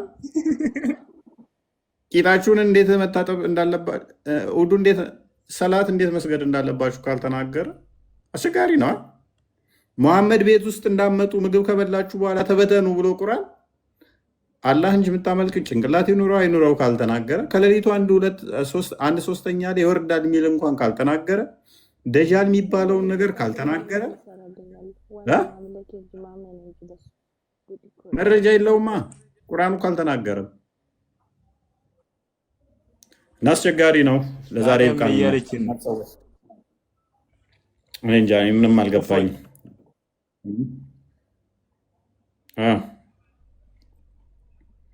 ሳላ ጥያቄ አለሽ? አንድ ጥያቄ ልጠይቅህ ነው። እኔ አለኝ እሷ ተዋት። ቆይ ቀጥሉ። እሺ ቆይ እኔ ልቀጥል። ቆይ እሷ ለምን ከኔ እኩል አይደለችም? አዲሱ እንደ ህግ አለው።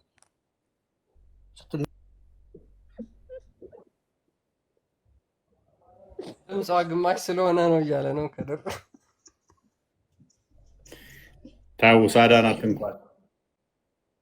አትንኳት። ይሄ ክርስቲያን ቤት ነው፣ ሙስሊም ቤት አይደለም። ግማሽ ነች እያላችሁማ ታሸማሽሟት። እዛ ሙስሊሞች ጋር ነው፣ እኛ ጋር ከወንዱ እኩል ነው የምናያት። እንደውም ቅድሚያ እንሰጣታለን። ቀጥይ ሳዳ። እንደውም ሴቶች እኮ መግረፍ እኮ እምቢ ካሉ መግረፍ ራሱ ይፈቀዳል። ሚስቶችና መግረፍ ራሱ ይፈቀዳል። ለምን? መታዘዝ አለባቸው። እሱ እናንተ ጋር ነው። እኛ ደግሞ መራር አትሁንባት እንደ ገዛ ስጋ ውደዳት ስለሚል ግረፋት የሚለውን አንቀበልም። እሺ ቆይ በቃ እድሉን ሰጣኛለች እሷ። ኢየሱስ የማን ልጅ ነው? አራት ግረፍና አራት አግባና ግረፍ አንተ። እሷ ትጠይቅበት። ቀጥይ ሳዳ። የምትገረፍ ባይዘ በአሁኑ ሰዓት ላይ የምትገረፍ ሚስት አታገኝም። ከድር ገርፋ ነው ምልክ። እንኳን አራት አግብተህ አንዷ ራሷ ትገርፋለች በአሁኑ ሰዓት። አይ እፎይ ከድር የሚገረፉ አሉ፣ የሚታዘዙ አሉ። ስማ ከድር አባትህ እናትን ቢገርፋት ደስ ይልሃል? እስማማሃል? ተገራርፎ አይደል እንደዚህ የደረሱት?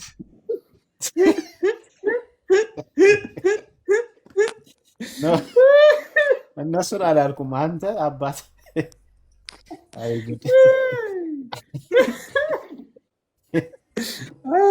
የአባቴ ልጅ ነኝ እያለ እኮ ነው። እኔም 4 አግብቼ ቀጠቅጣለሁ እያለ ነው። ይመች። እንደው እንደ ልጅ ሆነ ስታስበው ግን አባት እናትን ሲገርፋት ብታይ ደስ ይልሃል? ከድር እንደው ከምር ተገራርፈዋል አለህ እኮ። እነሱማ ተገራርፈዋል። እኔ ሳላውቁ ተገራርፈዋል፣ ጨርሷሉ። አይ እሺ፣ እኔ ካደኩ በኋላ ለምን ትልቅ ሰው ናቸው፣ በቃ የአዋቂ ሆነዋል። ከዛ በኋላ መገራረፍ ምን አመጣ? ዱዓይ ነው። ከዛ በኋላ አሁንም ብታምጽበት እናትህ እምቢ ብትለው፣ ለምሳሌ አልጋ ላይ እምቢ ብትለው ሲገርፋት ብታይ ደስ ይልሃል? እድሜ ገደብ አላስቀመጠም። ባይዘው ወይ አሁንማ እኔ ካደኩ በኋላ እነሱ ራሱ አያደርጉትም፣ ያፍሩኛል። እኔ ራሱ ሊያሳፍር በሆን ካወቅህ የመጀመሪያው ነው አስተምሮት እንኳን ለመቀበል ነው። አንተና ተሮ እንጂ የሚያፍሩት ከሞራል አንጻር አይደለም አይደለ? እንዴት ልጃችን ፊት ደበድባታለሁ ብሎ ነው የሚያፍሩ። እድሜ አላስቀመጠም ክርስቲያን። ያው እስከዚህኛው እድሜ ድረስ ብቻ ግረፉ፣ ከዚህ በኋላ አትግረፉ አላለም። አም ሶሪ ጥያቄ መጠየቅ ይቻላል? ካመፀች ማን ትጠይቃለች? አይ አም ሶሪ ቆይ ሳዳን ጥያቄ ሳዳን ተቀበሏት ጥያቄ አኔ ትቀጥያለሽ ቆይ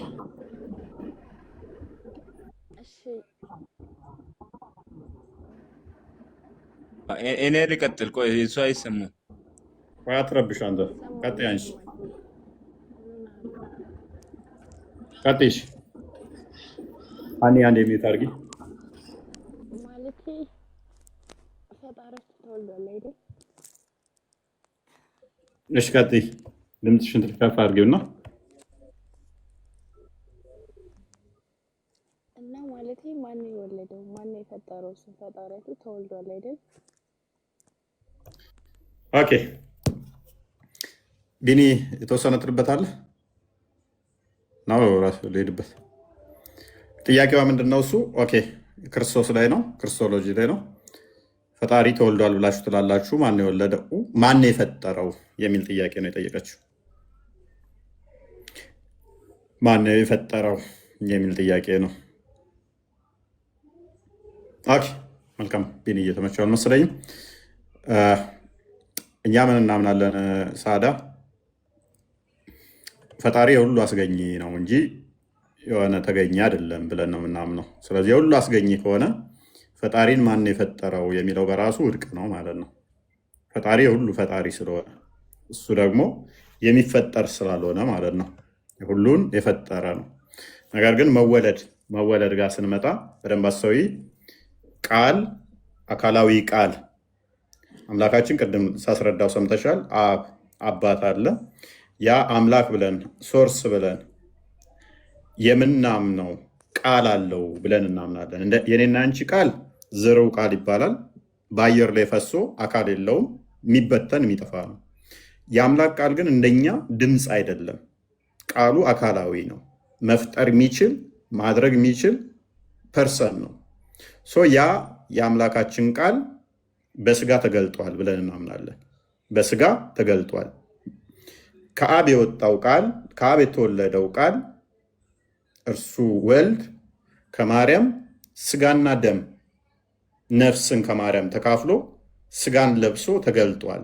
ስለዚህ ኢየሱስ ስንል የአብ የባህሪ ልጁ ነው፣ ቃሉ ነው፣ የአብ ቃሉ ነው። ያ ቃሉ ግን ከማርያም ከዘመን መጨረሻ ላይ ዘመኑ ፍጻሜ ሲደርስ ይለዋል ዕብራውያን ምዕራፍ 1 ላይ ከቁጥር 1 እስከ 3 የዘመኑ ፍጻሜ ሲደርስ ዓለምን በፈጠረበት በልጁ መጨረሻ በዚህ ዘመን ተናገረን ይላል። ነቢያትን ሲልክ ቆየና ማርያምንም ራሱ ፈጠራትና ማቃል የአብ የባህሪ ቃሉ ዓለምን ሁሉ ፈጠረ። ማርያምንም ፈጠራትና ከማርያም ግን ስጋና ደምን ነፍስን ተካፍሎ በዛ ቃል ስጋ ሲሆን ጸጋና እውነት ተሞልቶ ሲገለጥ፣ ስለዚህ ተዋህዶ ተገለጠ ታየ ማለት ነው። ቆላስይስ ምዕራፍ 2 ቁጥር 9 እንደሚናገረው የመለኮት ሙላት በሰውነቱ ተገልጦ ይኖራል ይላል። ስለዚህ ያ ኢየሱስ የምታዩ አስቀድሞ በእግዚአብሔር መልክ ብቻ ሲኖር የነበረው የባሪያ መልክ ያዘ።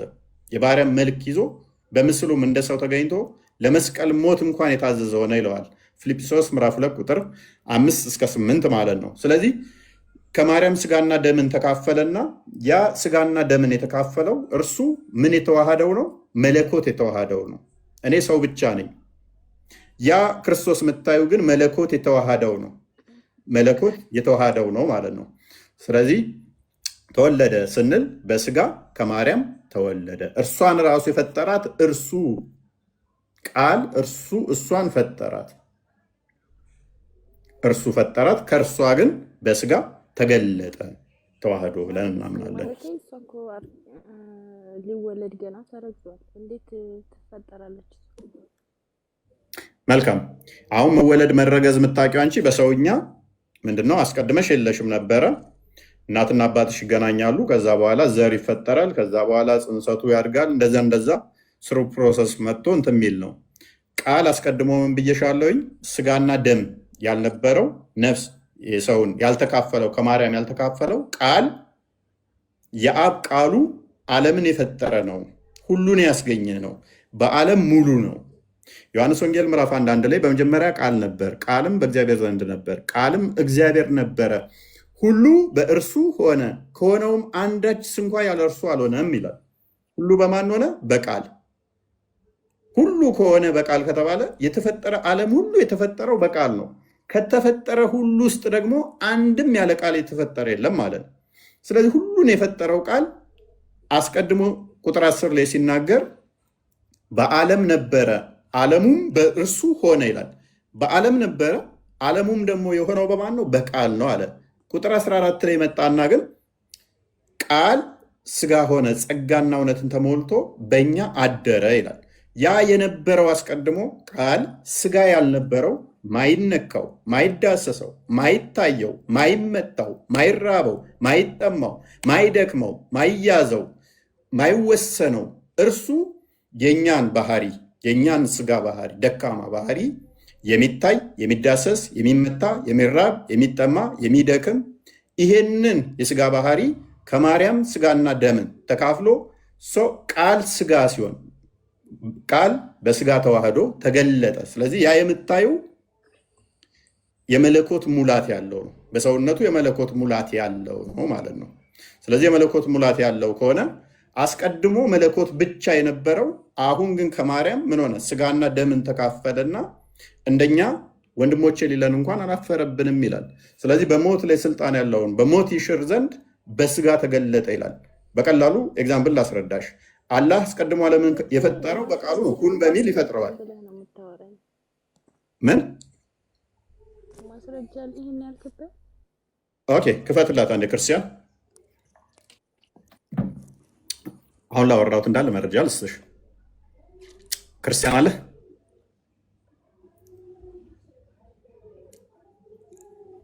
ክርስቲያን አለ?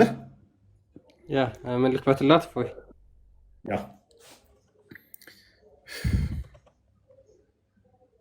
ያለ መረጃማ እንዴት አወራለሁ? ይኸውልሽ ያወራሁት በመጀመሪያ ክፍሉ ይሄ ነው። በመጀመሪያ ቃል ነበር። ምን አልኩኝ? በመጀመሪያ ቃል ነበረ። በመጀመሪያው ምን ሁሉ ነገር ሳይፈጠር በመጀመሪያው ቃል ነበረ። ቃልም በእግዚአብሔር ዘንድ ነበረ። ቃል በማን ዘንድ ነበር? በእግዚአብሔር ዘንድ ነበረ። ያ ቃል ራሱ ምንድነው? አካላዊ ቃል ነው፣ ፍጡር ቃል አይደለም። ቃል ምንድነው? እግዚአብሔር ነበረ አለን። ይህ በመጀመሪያ በእግዚአብሔር ዘንድ ነበር። ይህ በመጀመሪያ በእግዚአብሔር ዘንድ ነበር። ሁሉ በደንብ አስተውይ። ሁሉ በእርሱ ሆነ። በማ በቃል ሁሉ በእርሱ ሆነ፣ ከሆነውም አንዳች እንኳ ያለ እርሱ አልሆነም። ሁሉ የሆነው በማን ነው? በእርሱ ነው የሆነው። ከሆነውም አንዳችስ እንኳ ያለ እርሱ አልሆነም አለ። ቁጥር 10 አድርገው ለማፍጠን ሙሉን አንቺ ክፍሉን አንብቢው። ይሄ ቃል ከዛ በኋላ ወደ ገዛ ወገኖቹ ይመጣል። ወደ ገዛ ወገኖቹ ይመጣል። ከዛስ በዓለም ነበር አለ። ይሄ ቃል የት ነው ያለው ብለን ስንል በዓለም ነበር አለን። ዓለሙም በእርሱ ሆነ፣ ዓለሙም አላወቀውም አለን። ሁሉ በእርሱ ሆነ። በደንብ አስተውይ። ከሆነው እንኳ አንድም ያለሱ አልሆነም። በማ ሁሉ በቃል ነው የሆነው። ቃል አካላዊ ነው፣ እግዚአብሔር ነው። ስለዚህ ሁሉ በእርሱ ከሆነ በኋላ ይሄ የት ነው ያለው ሲል በዓለም አለ። ዓለሙም ደግሞ በእሱ ነው የሆነው የተፈጠረው ማለት ነው። ቁጥር 14 አድርገው ትንሽ ከፍ አድርገው። ይሄ ቃልስ ምን ሆነ? ከዛ ይሄ በዓለም የነበረው ሁሉን የፈጠረው ሁሉን ያስገኘው ቃል በስጋ ተገለጠ። ምን ሆነ? በስጋ ተገለጠ። ቃል ስጋ ሆነ አለ። ረማሰይ ቃል ምን ሆነ? ስጋ ሆነ፣ ጸጋና እውነትንም ተሞልቶ በእኛ አደረ። ቃል ወደ ስጋ ተለወጠ እንዳትይ አደረ አለው። መጠበቂያ ነው። ጸጋና እውነትንም ተሞልቶ በእኛ አደረ። አንድ ልጅ ከአባቱ ዘንድ እንዳለው ክብር የሆነው ክብሩን አየን። ስለዚህ ያ ቃል አስቀድሞ የነበረው ሁሉን የፈጠረው ሁሉን ያስገኘው በዓለም የነበረው የዘመኑ መጨረሻ ሲደርስ በምን ተገለጠ?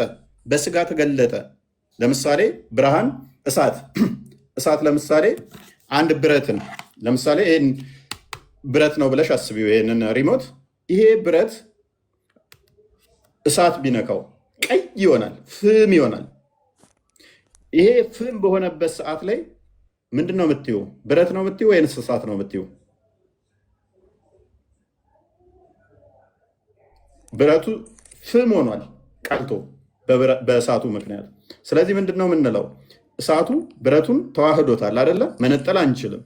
ስለዚህ ልክ እንደዛው እሳቱ ማይያዝ፣ ማይጨበጥ፣ ማይነካ፣ ማይደሰስ፣ ማይመታ ነበረ እሳት ብቻ ስለነበረ። ነገር ግን የብረትን ገንዘብ አደረገና ብረቱን ብንመታው ብረቱን ብቻ ነው የመታ ነው አንልም፣ እሳት ተዋህዶታልና። እሳቱ ብረቱ ምን ሆኖታል? ተዋህዶታል። ቃልም በደንብ አስተውይ፣ ቃልም በስጋ ሲገለጥ የመለኮት ሙላት በሰውነት ውስጥ እንደዚህ ተዋህዶ ተገልጧል። ብረት ብቻ አይደለም፣ እሳት ተዋህዶታል አይደለ? ይሄንኛው ስንመታው እሳቱን መታን ወይንም ደግሞ ብረቱን ብቻ መታን አንልም ነጥለን ስለተዋሃደው። ቆላሲያስ ምዕራፍ 2 ቁጥር 9ን ክፈተው። ስለዚህ ቃል ስጋ ሲሆን ጸጋና እውነትን ተሞልቶ ሲያድር አስቀድሞ የነበረው ቃል ስጋ ከጊዜ በኋላ የመጣ ነው፣ ከማርያም የወሰደው ነው። ነገር ተተዋህዶ በኋላ ዘላለማዊ የቃልን ገንዘብ ያደርጋል። ነገር ግን አስቀድሞ ቃል ስጋ አልተዋሃደም ነበረ። ሳይዋሃድ ማርያምንም የፈጠረ ያስገኘ ነበረ። ነገር ግን ማርያምን ከፈጠረ በኋላ ከእርሷ ስጋና ደምን ተካፍሎ ምን ሆነ? ተገለጠ። በእርሱም የመለኮት ሙላት በሰውነቱ ተገልጦ ይኖራል። ስለዚህ በክርስቶስ ሰውነት ውስጥ የመለኮት ሙላት ተገልጦ ይኖራል ማለት ነው። ተዋህዶት፣ ልክ ብረቱ እሳቱን ተዋህዶት እንዳለው ቃል ወይንም ደግሞ የመለኮት ሙላት በዛ በክርስቶስ ስጋ ውስጥ ተዋህዶ ይኖራል ማለት ነው። ያ ከማርያም ስጋና ደም የተካፈለው የነሳው እርሱ ፍጹም አምላክ ነው ማለት ነው። ሮሜ ምዕራፍ 9 ቁጥር 5 አንዴ ክፈተው። ስለዚህ ክርስቶስ በደንብ አስተውይ፣ አስቀድሞ ቃል ብቻ የነበረው በስጋ ሲገለጽ ስግው ቃል ቁጥር 5 አባቶች ለእነርሱ ናቸውና፣ በደንብ አስተውይ፣ አባቶች ለእነርሱ ናቸውና ከነርሱም ክርስቶስ ምን ሆነ? በስጋ መጣ። እርሱ ከሁሉ በላይ ሆኖ ለዘላለም የተባረከ አምላክ ነው፣ አሜን። አባቶች ለእነርሱ ናቸው፣ ከነርሱም ክርስቶስ ምን ሆነ? በስጋ መጣ። ያ ከማርያም ስጋና ደምን ተካፍሎ ቃል በስጋው ተገልጦ ዕብራውያን ምዕራፍ 1 ክፈትልኝ። በስጋ ተገለጠ፣ ታየ፣ ተዳሰሰ፣ ተመታ፣ ተነካ፣ ተደበደበ፣ ተራበ፣ ተጠማ። እነኚህ የተነገሩለት በስጋ ስለተገለጠ ነው። መለኮት ስቲል በሁሉ የሞላ በሁሉ ያለ ነው። ማይያዝ፣ ማይመታ፣ ማይነካ፣ ማይዳሰስ፣ ማይራብ፣ ማይጠማ ነው መለኮት። ማይደክም፣ ማይቆም፣ ማይሄድ፣ እነኚህ ማይነገሩለት ነው መለኮት። ነገር ግን በስጋ የእኛን ስጋ ገንዘብ አድርጎ በዛ በስጋው ስለተገለጠ ማይወሰነው በጠባብ ደረት በአጭር ቁመት ተወስኖ ታየ። እንደዚህ ይላል፣ ከጥንት ጀምሮ እግዚአብሔር በብዙ አይነትና በብዙ ጎዳና ለአባቶቻችን በነቢያት ተናግሮ ለነቢያት ለአባቶቻችን በብዙ አይነት ጎዳና ተናገረ። እግዚአብሔር ነቢያትን ሲልክ ሲገሉ ነቢያትን እንደዛ ቆዩና ሁሉን ወራሽ ባደረገው ደግሞም ዓለማትን ምን ባለበት በፈጠረበት በልጁ በዚህ ዘመን መጨረሻ ተናገረን። ስለዚህ ዓለማትን የፈጠረው እግዚአብሔር በምንድን ነው? በቃሉ ነው። ያንን ቃሉ ምን ብለን እንጠራለን እኛ? ልጁ። መጨረሻ ላይ ምን ሆነ? ነቢያትን ሲልክ ከቆየ በኋላ እግዚአብሔር ነቢያትን ሲልክ አንዳንዶቹን ሲገሉ፣ አንዳንዶቹን ሲያርዱ፣ አንዳንዶቹን ሲሰቅሉ ቆዩ። መጨረሻ ላይ እግዚአብሔር ፍቅሩን የገለጸው ምንድነው? ሮሜ ምዕራፍ 5 ከቁጥር 6 ጀምሮ እንደሚናገረው እግዚአብሔር ፍቅሩን የገለጸው በምንድነው? ልጁን በመላክ ነው። ቃሉን በመላክ ቃሉ በስጋ ተገልጦ ታየ፣ ተዳሰሰ፣ ተመታ፣ ተራበ። እነኚህ ሁሉ የተነገሩለት በስጋ ስለተገለጠ ነው። ስቲል በሁሉ የሞላ በሁሉ ያለ ነው። ኤንስ በደንብ ግልጽ ሆኖላታል ብዬ አስባለሁ። በተመሳይ እስልምናው ላይ አንድ ብቻ ላንሳ። ቁርአን ያላ ቃል ነው ተብሎ ይታመናል። ቁርአን ያላ ቃል ነው። በተለይም በዋብያዎች ዘንድ ቁርአን ያላህ ቃል ከሆነ ፍጡር አይደለም ብለው ነው የሚያምኑት። ይሄ አራቱ መዛቦች የሚስማሙበት ነው። ያላህ ቃል ነው ቁርአን፣ ፍጡር አይደለም። ኦኬ፣ እንደዛ ከሆነ ወረቀቱ ፍጡር ነው፣ እነካዋለሁ።